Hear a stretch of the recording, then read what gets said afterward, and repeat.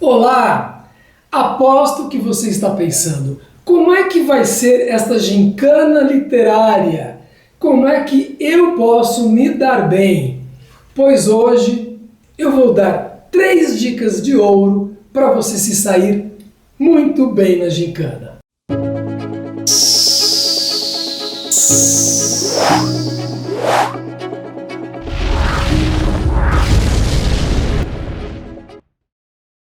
Me apresentando, eu sou Antônio Sampaio Dori, escritor. Está rolando a gincana literária. O primeiro livro da gincana é A Filha das Profundezas, do Rick Riordan. E você pode se inscrever ainda, você ainda pode ler o livro e participar da gincana, que vai ser no dia 27 de março. Dá tempo? Se você apoia esse projeto, se inscreva aqui, se inscreva na gincana e se inscreva nesse canal também para apoiar o projeto, porque vai ter prêmios, Alexa, Kindle, muitos livros. Então vamos às 3 dicas. A primeira dica é a mais simples e é o seguinte: gincana é uma coisa divertida, então esteja preparado, preparada para se divertir nesta gincana. Você lembra daquelas revistinhas que tinham palavras cruzadas? Se não me engano, chamava até coquetel. Então você fazia palavras cruzadas, mas não era só isso. Tinha várias outras atividades. Agora, em relação às palavras cruzadas, vai ter isso da gincana. Só que as perguntas têm a ver com o livro. Por exemplo, o nome de um personagem, o nome de um lugar. E aí é bom que você saiba escrever aquela palavra para encaixar a palavra nos espaços, ok? E também tem outras coisas divertidas, como, você sabe aquela brincadeira de ligar os pontinhos? Que no fim surge uma imagem, é apenas uma brincadeira, ok? Mas pode ter isso também, porque vai ser divertido. E o labirinto? Sabe aquele labirinto que você vai com lápis ou caneta, procurando onde que sai? Tudo isso é diversão e vai ter sim, porque a gincana é para ser divertida. Lembrando que eu digo, ler é resistir, porque quando a gente lê um livro, tem muito conhecimento nesse livro e a gente evolui, mas isso não quer dizer que não seja divertido. É divertido e tem conhecimento. Por isso, quem lê está sempre evoluindo, porque sempre quer alguma coisa a mais. Quer conhecer, quer saber, está em constante evolução. Bom, agora vamos para a dica 2. E agora a gente entra de fato no conteúdo do livro. Uma coisa que eu acho importante é o seguinte: tem muita gente que diz, eu gostei do livro, eu não gostei do livro. Mas não é só isso. Gente, os livros foram escritos para gerarem discussões. Você conversa com seus amigos, o que você achou daquele personagem, o que você achou dessa solução. Às vezes tem temas ali sim que vão gerar debates, que vão gerar dúvidas. Por que o personagem fez isso? Por que ele fez aquilo? Então eu sugiro que você converse com seus amigos sobre o livro. E tem outra coisa, as perguntas não vão ser difíceis. Por quê? Porque se tivesse perguntas difíceis, seria muito diferente para uma pessoa de 11 anos e uma pessoa de 20 fazer essa gincana. Então eu quero fazer questões simples que qualquer pessoa possa responder. Basta ter lido o livro. Falando de conteúdo, a principal coisa que você vai encontrar no livro é personagens e um enredo, que é a própria história.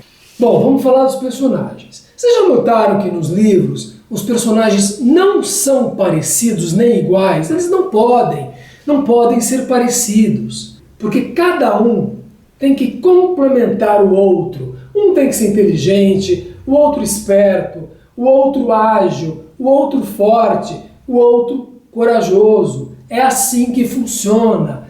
Um complementa o outro. As histórias são assim. Então a gente pode ter aí uma questão do personagem ser mais corajoso, ou mais inteligente, ou mais esperto, ou que encontra soluções. Enfim, podemos ter a comparação desses personagens. E aí nós temos um enredo. O que é o enredo? É a história com episódios que vão se sucedendo, que vão acontecendo e que formam a narrativa. Agora vamos pensar uma coisa.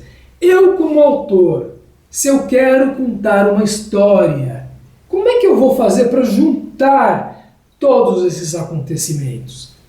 Será que não vai ficar uma coisa aleatória? Então eu vou dar a resposta para vocês. O que junta todos esses acontecimentos é o tema do livro. Claro que em alguns livros as pessoas podem discutir. Por exemplo, uma pessoa pode dizer que este livro é sobre vingança. E a outra fala, não é sobre vingança. Este livro é sobre Quer dizer, pode ter uma discussão. Mas tem temas nos livros que são inegáveis. No caso de A Filha das Profundezas, por exemplo, tem alguns temas que são inegáveis. O primeiro, por exemplo, é o colonialismo. Porque toda essa história aqui começa em outro livro, um livro do século XIX, que fala do Capitão Nemo, que era um cara indiano que foi vítima do imperialismo britânico, porque a Índia era uma colônia da Inglaterra. Então, colonialismo está ali. Era uma colônia. Existe um outro tema também inegável, que existe uma disputa pelo...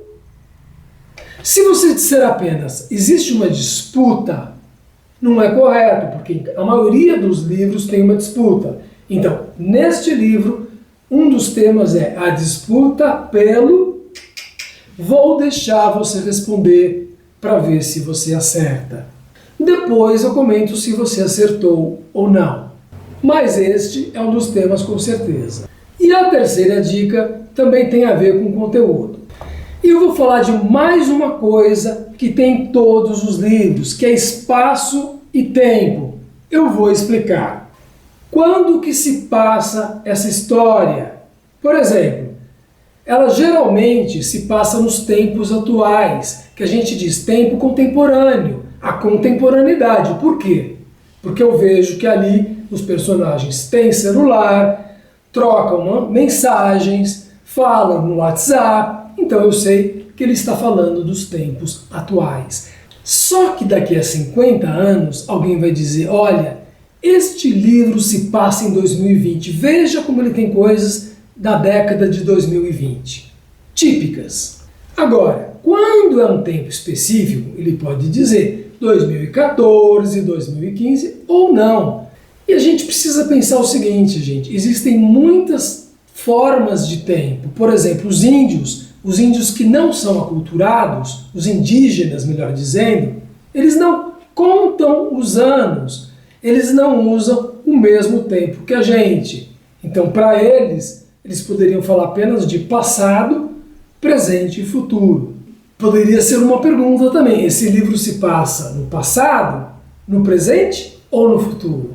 São questões muito interessantes para você pensar quando você lê um livro. Então, quando você acabar de ler um livro, pense, quando que se passa esse livro? É agora? É no passado? É na década de 1970? Vai ter alguma indicação disso.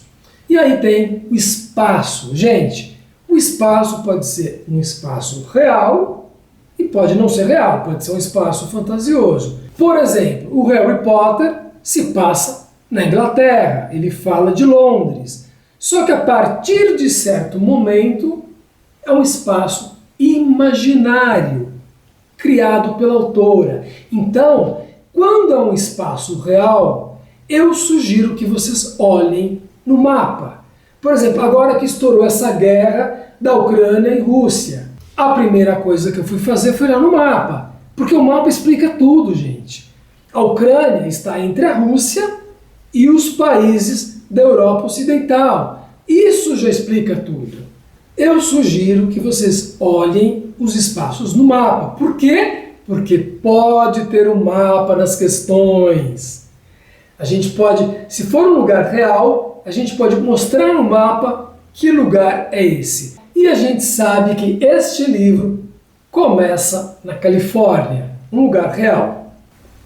Então, essas são as dicas para você ir bem nessa gincana. Mas, quem sabe eu falo mais a respeito na semana que vem. Até lá e boa sorte! E não se esqueça de deixar o seu like.